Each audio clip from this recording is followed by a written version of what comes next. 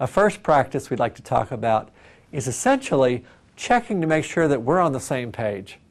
One of the things that happen whenever you're involved in a situation where we're working toward a goal, there are different opinions around the table, we're deciding something, is that people's natural interests and beliefs in what's the right thing to do begin to emerge.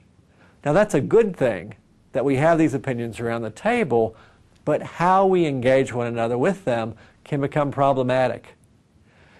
If the good goal that I want to encourage you to accept has me pushing you, preaching at you, or trying to convert you to my way of thinking, there's a point beyond which you're going to begin to feel like, you know, whoa, slow down there, that's enough. Advocating my position, meaning, you know, persuading another person to take it, is not a bad thing in naming it, in telling you what my assumptions are about it, and why I believe it's a good way to go. But if you're a person who characteristically works to persuade others to your way of thinking, an important skill is learning to go so far and then to stop. To pause and to check out with other people, do you all see this the way I do? Or is there something you see that I'm missing? Why that is so important. Have you ever been in a situation where somebody held a strong political value, a religious belief, and they worked so hard to convert you, to persuade you to their position, that it felt like you just wanted to put your hands up and say, stop? They may even shout at you.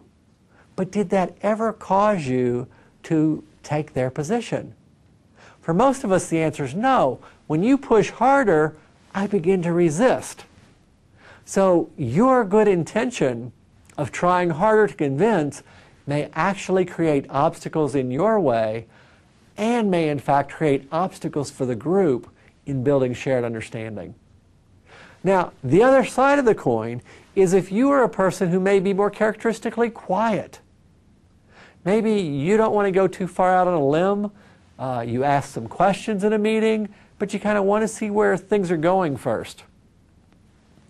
An encouragement for you would be that you be deliberate at points in the meeting of just putting out there where you're at. Name your assumptions. Let the group know that, you know, as I'm listening, these two positions make sense to me. Here's the question I'm sitting with. The reason it's important that the group has a sense of where you are is that when you sit silently through a meeting, you become a blank spot.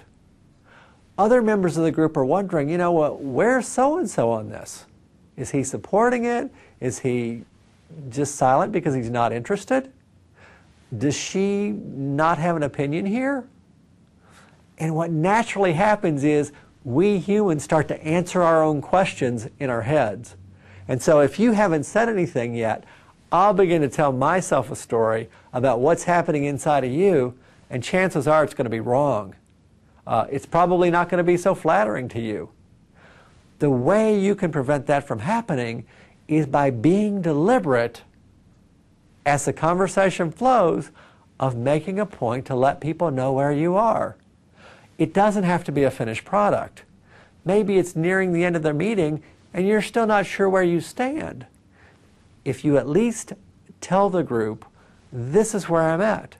This is a question. I need some time to think about it. Here's how I'll get back to you. Then the group leaves the meeting with a sense of where you're at, and it helps the group to better know itself.